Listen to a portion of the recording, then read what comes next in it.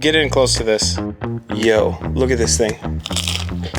Let's see that in instant replay. Good gravy. What's up, everybody? Today we're making a really special recipe from the state of Puebla. This is tinga, at least a version of it. So tinga is a dish that traces its roots back to Puebla, which is arguably one of the most influential states in the culinary canon of Mexico. It's got a blend of colonial, indigenous, and Spanish roots. Before we start fighting about, is it made with this? Is it made with that? Did Jesus hit Benjamin with a baseball bat? I don't know. I don't want you guys to fight over this because there's so many versions of it. I've seen chicken, I've seen poached, I've seen roasted, I've seen pork. This one actually has sardinas, which is sardines. Crazy. You sensing a theme here? Today we're making ours with pork shoulder. We have chorizo, which we're gonna uncase right now. Chipotle, onion, some herbs. We have thyme, we have bay leaf, coriander. We're making it my way. We start cooking. All right, so the prep I'm gonna start on is stuff that takes the longest. That's the pork. It needs a little bit of chance to kind of sit with the salt and season so we get the most flavorful, succulent pork we can possibly get. And then the broiling of the tomatoes. We're gonna cook them until they're blackened, charred, and tender, and then we're gonna make like a little sauce with them. And then we're gonna get our poaching liquid going for our pork, building flavor along the way. You guys know how I cook. So for the pork, I have about 1.5 kilos of pork shoulder here. I'm using 15 grams of kosher salt to season this. That's about a 1% dry brine for it. And you could do this overnight. You could do it as long as you run out of patience, or don't run out of patience, that is, but do whatever you want. I just like doing this little step to kind of build flavor in the pork. All right, tomatoes are broiling. You're gonna flip them halfway through, make sure they're blackened and tender. You know the vibes. The pork, okay. I got pork shoulder bone out. I think if I cut into it, my knife doesn't keep going. Probably has a bone in it. It's fine. We're gonna be fine. So I wanna cut it into chunks like, I don't know, that big. So I might go down this way. There's one. Yeah, that looks great. So you get like 2 pork steaks here, that's fine. And then what I do is kind of size it up and say, okay, that looks like a chunk there for me. I'll go down the middle like so. And then taking this little chunk there, that looks good. That looks good there. One more. Okay, cool. So you get these like little pieces going on. Okay, so same thing on this side. We're gonna slice this up, and don't go crazy over this. Again, we're gonna pull this at the end of the recipe, so you don't have to be so precious about all this stuff. So we're gonna put this on this sheet tray here, okay? So we have some salt here. This is, again, 1.5 kilos, 1.5 kgs of pork. And this is 15 grams of kosher salt. So all we do is kind of use this lightly, season it on all sides. So we'll flip it on all these little cubes. All these little steps add up and they make what a beautiful dish can be. Like all these little moves, all these little steps, they matter in cooking. That's the difference between good and great food. And I know I get people and they're like, oh my God, it's so much salt. Yeah, you're right. I season like a restaurant chef, okay? But at home, when we're cooking at home, I don't really do that. I'm giving you my restaurant recipes pretty much on this channel. So you feel free to cut back the salt if you want. I understand dietary restrictions. Again, I'll say it all the time, make it your own. So our pork is seasoned. We're gonna put this off to the side and let it hang out. Again, I would prefer this to be done overnight. I don't have the time today. No big deal. But the fact that we did it is a major win. So I'm gonna get this off to the side and just let it hang out. Okay, so we're gonna start building the base of our sauce. I have some wonderful chorizo here that I got at my local mercado. All I do here is kind of take my knife, run it down the back on one side. Okay, and we're just gonna take this out of its casing. If you don't feel comfortable doing this in your hand, which is a little dangerous, I won't lie, do it on that. Okay, so I'm gonna get some heat on my pan. All right. I don't know how much fat's gonna render out of this thing, but I'm gonna do a little bit of insurance of a squirt of oil in my pan, just a touch. There you go, a couple of tablespoons in there. And we're gonna take this here and just get it down in our pan, like so. All right, and this is gonna render out and be the base for our tinga. All right, while the chorizo's going, I'm gonna take my onion. I have one big white onion here. It's gonna get the ends off here, down the middle. Let's take our onion and just very thin. Some people slice it. I julienne mine. No big deal if you want to do it one way or the other. No big deal, but you do want it relatively the same size. There it is. Okay. Onion done. Wipe my knife. Move my chorizo around. I got some beautiful fond going on in there. It's nice. So I added a good amount of fat to my chorizo because it didn't render out too much fat, but I played it conservatively at the beginning. Did like a tablespoon or two, and I just added maybe another 3 tablespoons to this. Now I have this beautiful red colored fat. We're gonna take the chorizo out of the pan. Got some really beautiful color on it.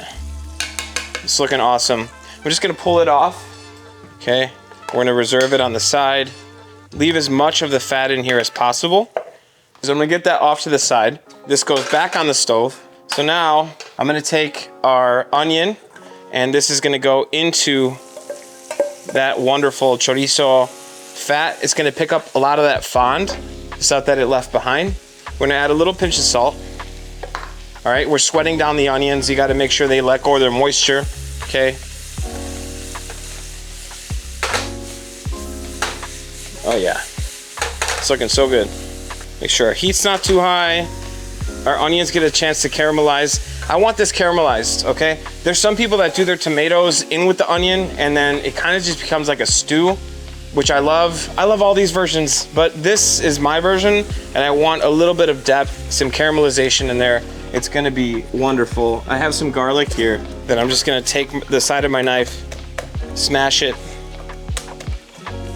Okay, and being careful. You can use peeled garlic as well, no worries. All right, I'm gonna peel these guys here. And I've seen recipes that don't have garlic in them. They just don't. Like we said at the top of this thing, you're gonna make it your own. It's gonna be delicious. Recipe's a guide, guys. I'm not here to tell you the rules, you know. You gotta let the freak flag fly sometimes. Just let it rip, okay? Don't be scared. You can't cook scared. I've done it before. Food doesn't come out good. Make sure your onion's not scorching or burning. Okay. Woo! This looks incredible. All right, so garlic time. I'm just gonna mince this, all right? Nothing fancy. Again, this is a very rustic dish. Get that over. Okay. That looks dope. All right, look at this. This is looking a little bit dry, in my humble opinion. You can see, you know, it's just mostly onions, okay? Add a little bit of oil. Because again, we have tomatoes, garlic, chipotles going in here. If you don't add oil here, it's gonna stick and it's gonna be a mess. So you want a little bit more oil than you think. It's not gonna hurt the recipe, okay? There we go. So while that's going, I'm gonna take some of our beautiful herbs. I have some fresh thyme that I picked just before I started shooting, and then some oregano. This is a varietal from my mom's garden. It's Mexican oregano. So if you dry this, you get the what you can buy in the store. So we're gonna take this and chop it up with our garlic. Again, you can use dried thyme. You can use dried oregano mexicano. Italy makes a nice oregano that I love, the one that they have like on a branch and they kind of do this over the pizza. I'm like, all right, take it easy, guys. We get it. You have style. You have grace. Italiano. All right. So you're gonna drop your chipotles on here. Okay. Doing your best to drain them because we want all that good adobo. Chipotles go on. Now we're just gonna chop these up. And you can put as many chipotles as you want into your tinga. If you want it spicier, definitely do that. Or if you want it saucier, do more of the adobo. So we're gonna take all this here, scrape it up. This is going into the pan with our onion in our chorizo fat. Look at that. That looks so good. Our tomatoes are beautifully charred. I'm gonna drop in our adobo. That's like from the canning, is like tomato, garlic, kind of, the same flavors going on. So for the tomatoes, you can see that they have like a skin on them. I'm gonna get those off to the side. You just once they're cool enough to handle, okay, just gonna kind of get them off. Okay, charred tomato skins go in first. You heard? And then to this, I'm gonna add, being careful, this tomato liquid, all right? And we're gonna start this in our food processor first, just because they're a little tougher to break down than say the tomato flesh that we have here. Just gets it a little bit better incorporated as well. Let's see, okay. Just gonna let this run. So what else is going on? How you guys feel? You guys feel the video's going okay? That makes one of us. All right, look at this. That looks great. Okay, so we have our, it smells so good, for real, it smells good. We have our little charred tomato puree there. So for the rest of them, we're just gonna drop them in. That looks great, lovely.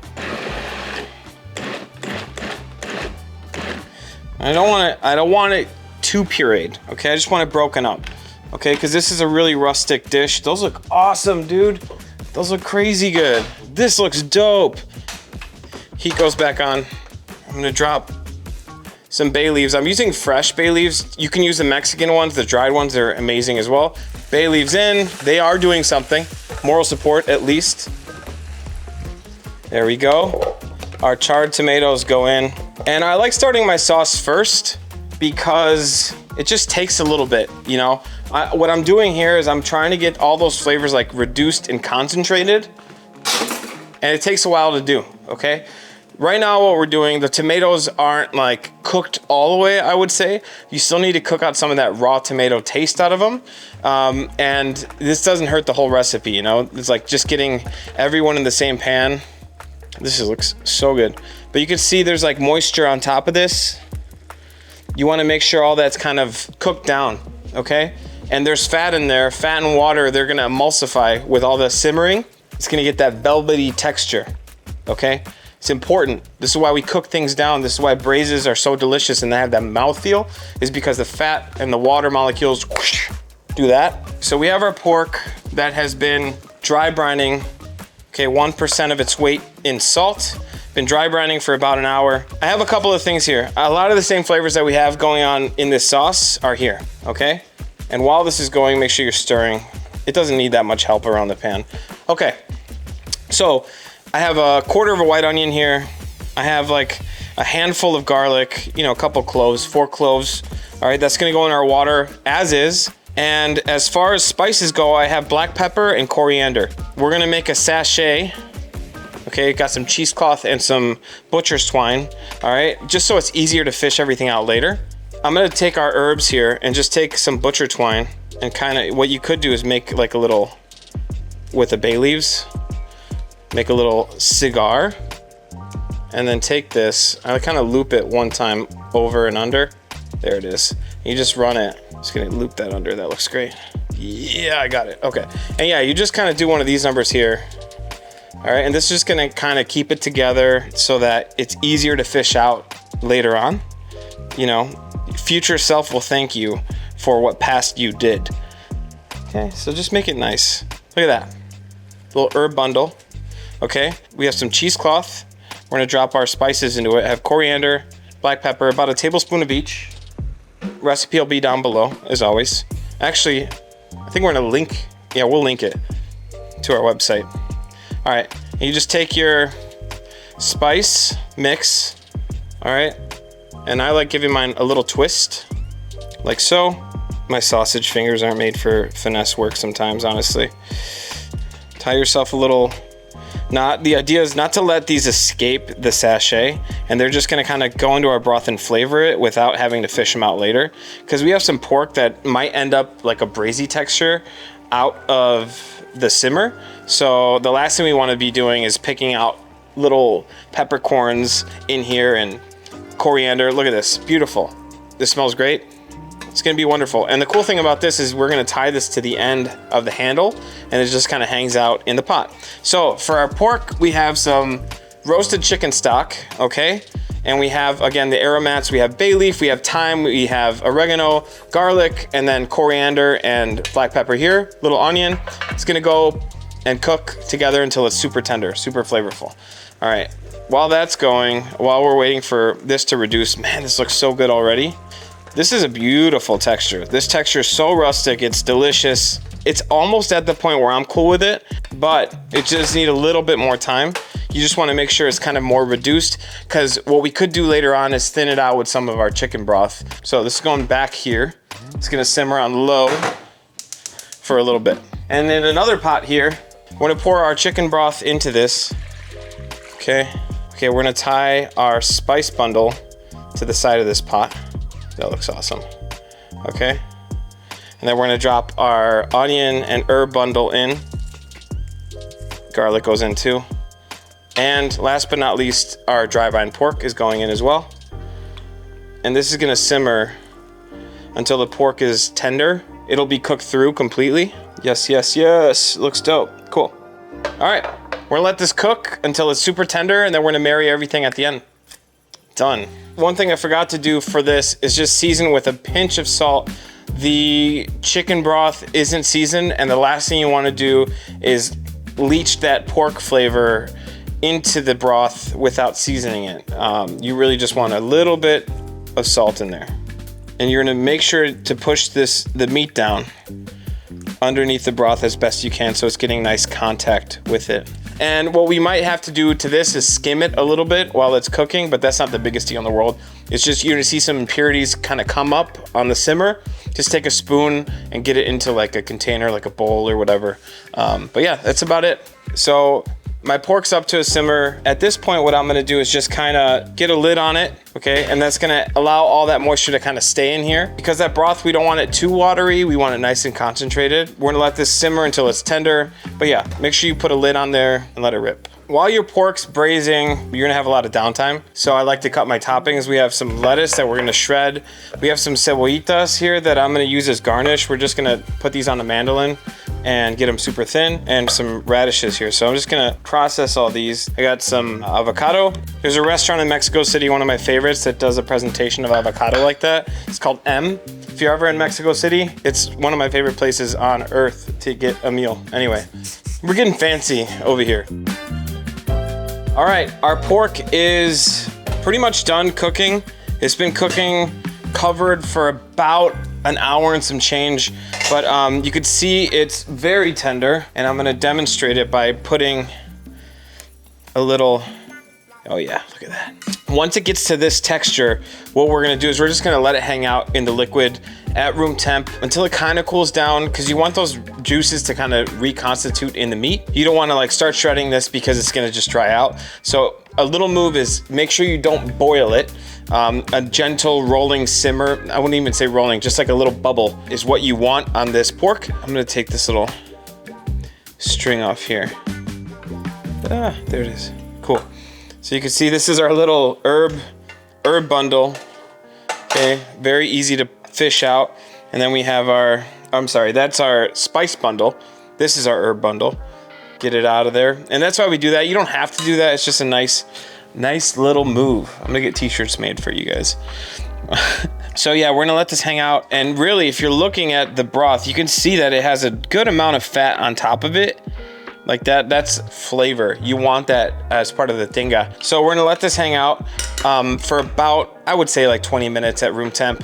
And at that point we'll pull it. I wouldn't say shred it. You just want to kind of get it into the sauce and incorporated. But yeah, I wouldn't, no shredding.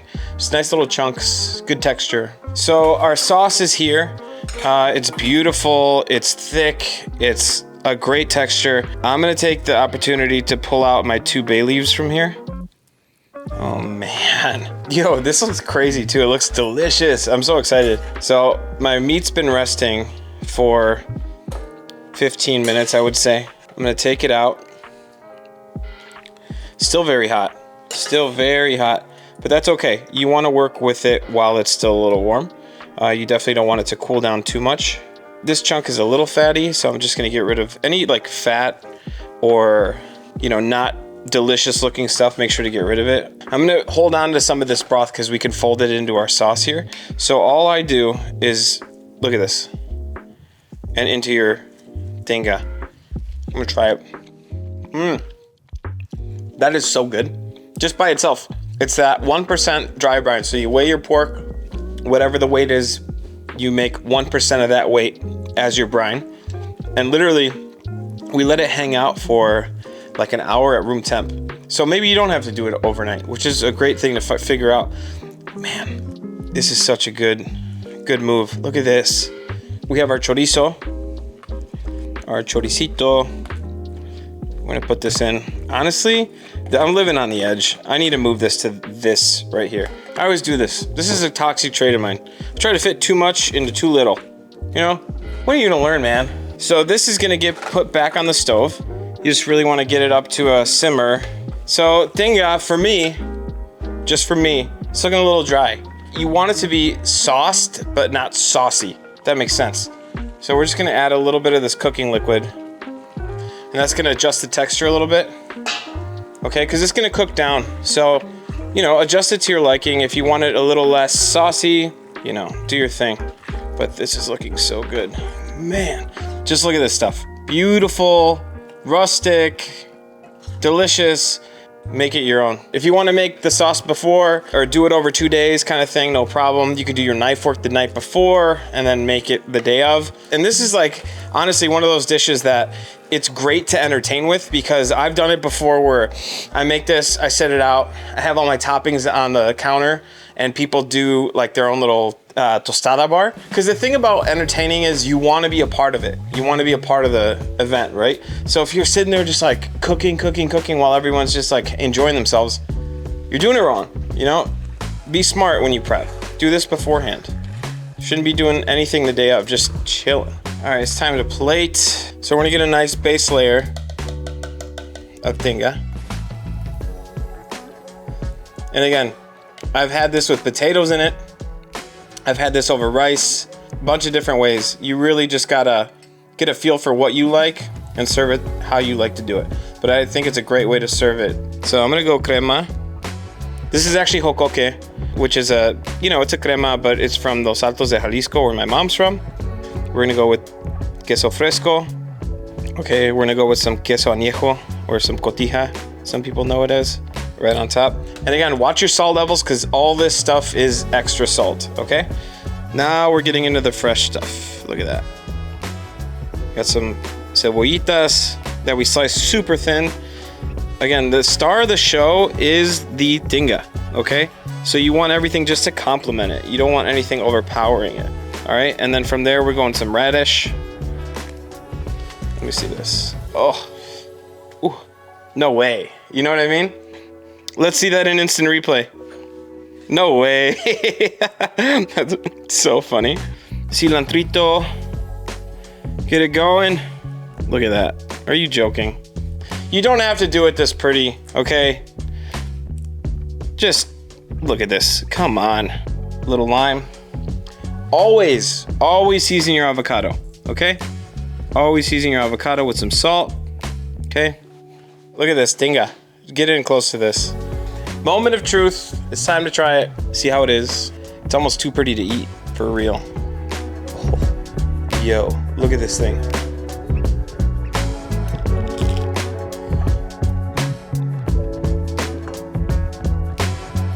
Holy hell, this thing is insane. It is so good. It's like super rustic, but I know it looks pretty, okay? But you guys need to try this recipe because it is so freaking soulful. You know, it reminds me of home. This tinga over rice, that's it. That's all I need. So good. All right, that was Tinga Poblana my way. I hope you guys enjoyed the video. If you guys liked it, give me a thumbs up. Subscribe if you can. Love you guys being here. Love the conversations we're having. Definitely make this recipe. Let me know in the comments how you do your version. But I will see you on the next one. Appreciate you guys. Peace.